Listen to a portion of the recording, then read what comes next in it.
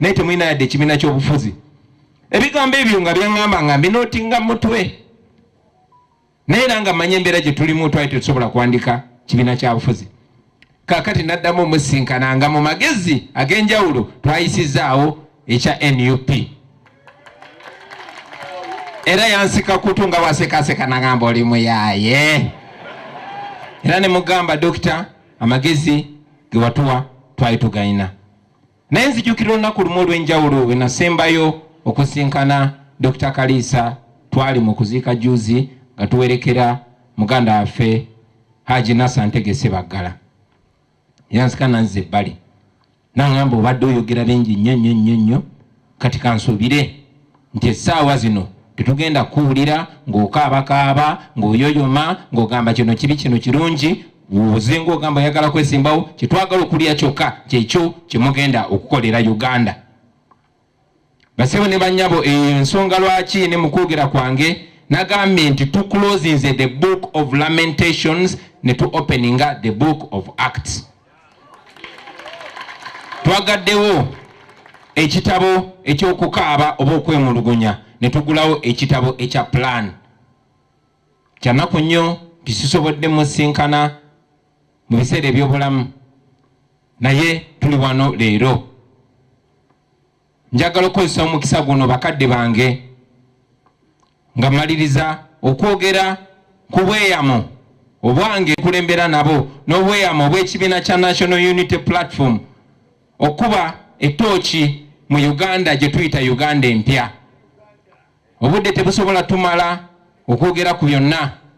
Obudde tebusobola kutumala okwogera ku kubonaabona abasiraamu kwe bayiseemu oba kwe bakyagenda mu maaso n'okuyitamu. Naye njagala kukozesa mukisa guno okweyama mu maaso g'ombuga jjajjaffe jjajja w'obusiraamu, okweyama nga tuli wano ku lusozi olukulu olw'abasiraamu mu Uganda, okweyama eri abasiraamu abali wano, abasiraamu abali mu bitundu bya Uganda eby'enjawulo n'abasiraamu abannayuganda beetoolodde ensi yonna. Abo abasiraamu bajjajjange, bakojjange, bakojja Kusaini, bakojja Isima, bakojja Faruku, nti nga ndi pulezidenti w'eggwanga lino wagenda kubaawo obwenkanya. Njagala okukiddamu mbasuubiza abasiraamu mu maaso g'ombuga nti nga ndi pulezidenti wa Uganda abasiraamu bagenda kufuna obwenkanya. Mbuga ky'Abannayuganda babiri ng'omu musiraamu nga muganda wange ono Ali ng'omulala si musiraamu nga nze Robert. Oyo atali musiraamu yeeyimirirwe, ate omusiraamu asigale mu kkomera naye nga bali ku musango gwe gumu. Ekyo tekigenda kubaawo mukadde wange. Tekigenda kuddamu kubeerawo okutta omusiraamu yenna naddala ow'eddala erya waggulu oba munnayuganda yenna ne watabaawo lipooti efuluma. Tekigenda kuddamu kubaawo nga bwe kiri olunaku lwa leero nti bannamateeka batugamba somebody is innocent until proven guilty or until he or she pleads guilty. Nti omuntu abeera talina musango okuggyako ng'ekkooti emusalidde omusango oba okuggyako ng'akkiriza omusango. Ekyennaku mbuga wano mu Uganda bw'obeera musiraamu n'okwatibwa musango gubeera gukusinze paka nga kkooti esazeewo nti tegukusinze. Ekyo kikafuuwe nga nze pulezidenti bakadde bange. Abakyala abasiraamu bambulwa ekitiibwa kyabwe ne bagaanibwa okusiba akakaaya ng'akabonero ak'ekitiibwa kyabwe mu bifaananyi byabwe ebiri official. Ekyo tekigenda kubeerawo. Njagala okusuubiza abasiraamu bonna nti obukulembeze bugenda kubeera mu mukwano na kuwaŋŋana kitiibwa. Nga yenze pulezidenti abasiraamu abagenda okubeera ab'amaanyi mu ggwanga si be ab'emyaka 8. Nedda. Abasiraamu abagenda okubeera mu gavumenti yange abo bamuwanga Kivumbi Embooko, bebo ba Anubyandi Embooko, bakazibwe Bashiru Embooko, bakawalya Embooko. Abakyala tujja kuleetera ddala Bashamimu Malende Embooko, Bannabira Embooko. Era mbuga nkusuubiza nti njagenda ne mu ghetto nzijeyo abasiraamu bali basejjirinya batuuse ensonga z'abasiraamu ku levo zonna. Wajja kubeerawo obwenkanya bakadde bange. Tujja kubeera mu Uganda eyo nga yeeyagaza buli muntu, ne bw'aba wa ddiini ki, ne bw'aba wa ggwanga ki, ne bw'aba wa nkula ki. ng'abantu. Mukadde wange zo mulimu gwange gubadde gwa kuwa bukulembeze. Era kati nebala nti ndi ku ballot paper ndi ku kalulu. Omulimu ogwo si gwange nzekka ng'omuntu. Si gwa abasiraamu bokka bakojjange. Si gwa abakatuliki bokka bakitange. Si gwa abaprotestanti bokka bammange. Wabula gwa buli ddiini, gwa buli munnayuganda. Ffenna tusaba obwenkanya, mwenna mwakirabye nga ffenna twagenze ne twewandiisa ng'abeesimbyewo okuba pulezidenti. Naye ate wennyiniize n'enkwatibwa n'enkubwa n'ensifulibwa kamulali obutafaananako muntu mulala. Naye twebaza Allah yali waggulu nti buli ekibeerawo kyongera okulaga amaanyi ge, kubanga tewali yali amanyi nti akaana akaazaalibwa mu lutalo lwabwe kati ate ke kagenda okuba nga katolontoka ne bajjenero olunaku lwa leero. Abantu balamu betwesimbyewo nabo naye nga tusobola okutuula wamu ng'abooluganda abatambula nga bagenda mu Uganda empya. Mbasabe kubabba omunnaye je n'omunnaabwe bayinza okuba bamutuukako. Naye bamusabe abeere jjeno waddala aleme kutya ka Dawudi akatalina yadde emmundu oba ekitala. Ffe abakristo tulina ekyawandiikibwa mu Bayibuli ekigamba nti Katonda yali waggulu yayamba akavubuka akato ke bayitanga Dawudi ne kafufugaza omulwanyi namige gwe bayita Goliasi kuba kaali keesize Mukama Katonda. Era katusubire nti ne ku mulundi guno Katonda agenda kukozesa generation yaffe okulaga amaanyi ge, kuba baganda bange tujjukire tetuli wano okulwa amagezi gaffe, tetuli wano okulwa amaanyi gaffe. Simiridde mu maaso gammwe kuba nze nsinga okumanya eby'amagye oba eby'obufuzi, wabula ndi wano okukiikirira mmwe nammwe okubajjukiza nti Katonda bwe tumwesiga asobola okutukozesa ebyo bye talowoozangako tibisobola okubeerawo. Mwebale nnyo, mwebalire ddala. Zikiriza Sheikh Muzata nawe nkwebaze ssebo. Oyinza okuba tokyanzijukira mu myaka giri nga nkyali swaibu, naye nze omu ku bulenzi obajjanga ku Biraali okusiibulukuka. Era wali mukambwe nnyo Sheikh, ng'era nkutya, era Sheikh nkutya, naye nkwagala nnyo mukadde wange, era nkusaba okyogeddeko nga twogera ku Dr. Kalisa kati gwe tusiibula yabadde teyekiriranya. Mukadde wange nkwebaza obutekiriranya. Mmwe basajja abakulu betulina abasobola otukipinga mu line, abasobola otukipinga mu order nga kobeerani ojja kiŋŋambanga bwe kiri. Era Mukama bakkiriza n'enkulembera eggwanga lino insha Allah. Abasajja nga mmwe yemwe muyina okuba nga mumpabula ku nsonga z'Obuyisiraamu. Assalamu alaikum.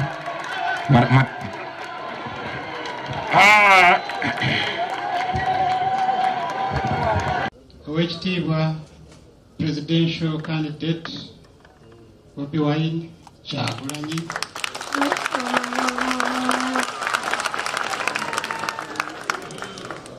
bamasheeka abakulu, abakungu ba gavumenti ya Buganda,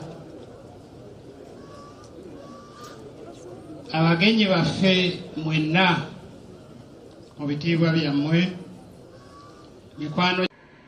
Alhaji Kirunda Kivejinja, Chairman of the National Resistance Movement, gye twalimu ne tukyawulikayo eyo, nga ali mukulu waffe nnyo Haji Musa Kigongo,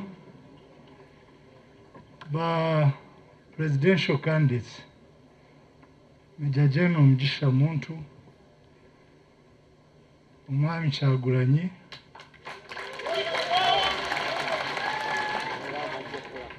members ba parliament abali wano n'abalala mwena, naye ng'ekikulu ku ffe ffenna ye famire y'omugenzi Kalisa. Ng'emikisa yange bwekola bulijjo abo baluganda bange ndowooza Waludde Muhammad gampita mukulu mune, ebyange bya bujulizi sijja kubyogerako nnyo, ekyo kimala. Nze nzize kuziika Mwami Kalisa oba kumusabirako Professor Dr. Kalisa lwakuba yali mukwano gwange ng'omuntu ate nga njogerako bulungi. Manyi waliwo bibiri, waliwo nkwagalira wabbali, waliwo nkwogerako bulungi. Sheikh Muzata wangambye nti sikyala Kibuli, nze Kibuli nabeerayo nnyo emyaka egyo. Ebyange bya bujulizi bw'oba njagala kujja kwongeramu giya nja kujja, naye wano mpamanyi nnyo munda n'ebweru. Kanjogera ebintu bisatu ku Mwami Kaliisa. Candidates bannange Honorable Kyagulanyi, Honorable Lieutenant General Henry Tumukunde, members ba Parliament mwenna abali wano, abakulembeze mwenna mu biti byammwe,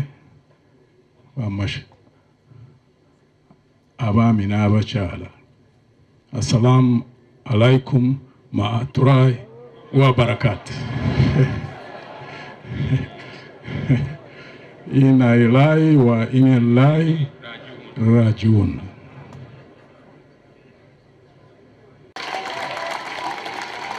Abakulembeze ab'eddiini mwenna, bakulembeze bannange, ababaka ba Parliament n'abo abajegwanyiza, abavuganya bannange Sebo General Henry Tumukunde, Sebo mukwano gwange ate mukodomi wange w'entungamo General Gregory Mugisha Muntu, bakungubazi bannange mwenna, assalamu alaikum wa rahmatullahi wa barakatuh.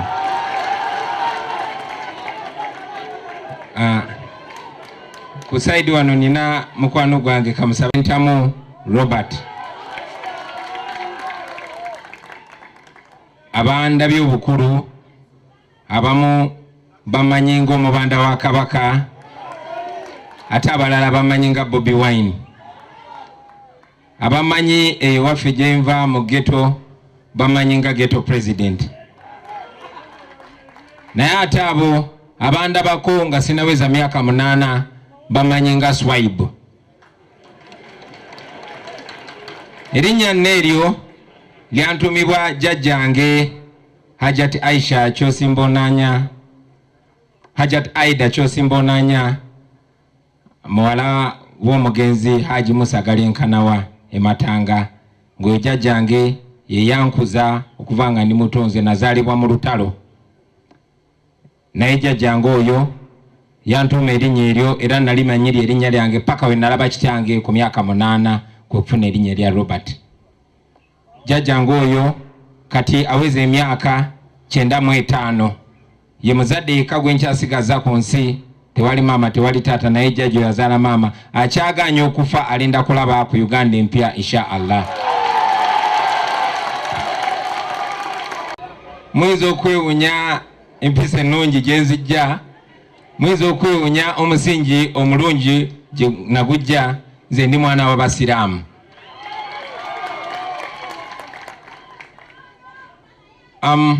Njagala okusooka okubagiza muganda wange ate mukwano gwange King Kaliisa ne family yonna okufiibwako omuntu omugundiifu bw'atyo. Naye era ffenna tukungubaga kubanga tufiiriddwa omuntu w'enjawulo, Dr. Kaliisa. Zeno Dr. Kaliisa nalinga mmwe nga mwegombera ku distance, naye nafuna amasanyu lwe yasooka okunjogerako nengamba ingafuze wakabi, era nakubira nubya ne mugamba olabye Dr. Kaliisa bwanjogeddeko, nensanyuka nnyo kwayo omu ku bantu bempa ekitiibwa ne guno gwaka. Naye ate era Dr. Kaliisa nga bwe mumanyi ye teyekiriranya, okola ekituufu ajja kiwaana, era bw'aba n'obutali bumativu tojja alinga muzaata. Kale nno mba ndi awo kyali mu kusanyuka, ate n'akomawo mu lundi omulala naga Kyagulanyi yabadde njamusiza, yagenze n'ayogera ebigambo nga byonna byayogera biri ku point, nate nagenze okulaba nga byaddamu kati sikyayagala. Ne ngamba bannange kiki oba ndi ku kifu, naye bwe njagala ennyo okumanya ate nga bwe bankoza nti weetoowaza naddala ku bantu abo abamanyi. Nasala amagezi nefuna appointment ogenda okusinkana Dr. Kaliisa. Ne mugamba Dr. Wanvimbisa luli abantu bonna bamanyize ensinga, ate wageze nungi waka amazzi Cheche abaddewo nga bwabadde asekaseka n'agamba wagenda n'obyogera byonna n'osawundinga nga bali bamandera naye ate wagenda okomawo ngiruyogera kyekimu nantegeeza nti ffe tuli bamanyi tumanyi buli kikyamu ekiri ne gavumenti eno tumanyi buli kikyamu ekikoleddwa tetwagala kubitujjukiza gwogenda tukolera ki kyetwagala okumanya nafuna akadde ne munyonyola ne mugamba dokita mwe muli bamanyi naye ffe naddala abavubuka bannange ate nga tuli ebitundu 85 ku buli 100 bangi tuli basibe naye tetumanyi nti tuli basibe bangi tuli baddu naye tetumanyi nti tuli baddu mu nsi yaffe nakirabanga kikulu nnyo okusobola okuggula amaaso g'abantu bano basoke balabe nti kye baliko kifu we bali bawafu n'abakulembeze bafu mu nsonyi bwe mbanga nsawundinze ng'owa ghetto omanye olumu kannemeramu so negezaako munyonnyola ne mugamba dokita ndabanga twetaaga feezi ez'enjawulo naye feezi esinga obukulu y'ey'okusooka okulaga abantu sisitimu gye tulimu nga bw'eri enkyamu okulyoka okubakkirizisa nti twetaaga ate ekisingawo era tubadde nga tuwuliziganya ne Dr. Kaliisa nja kutwala ne guno omukisa obategeeza nti mu bye twayogera ennyo nabyo naye yagamba ye atuwulidde zi movements zijja emigendo gijja ne mulina okubeera organized kati ngamba otya nti mugenda kukyusa ensi temuli organized tolina kibiina kya bufuzi kiwandiise ne bwe namunyonyola nti munnange people power bagano giwandiisa naye ne bafuna omuntu nakifuula NGO yalabirira abakadde n'agamba kati ngamba otya nti ogenda kukola ki ogenda kuteekawo enkyukakyuka era namusinkana nga tewakyabula myezi 5 kwewandiisa n'angamba olaba kati ngamba otya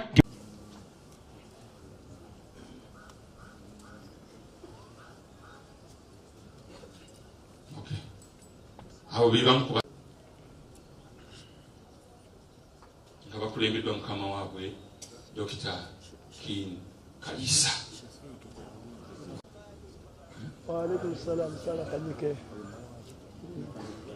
Ekibuga ekifo kyekimu ono ali zikusooka abava mu nyumba ya Haji marehemu Abdul Nur Kaliisa mujje mutu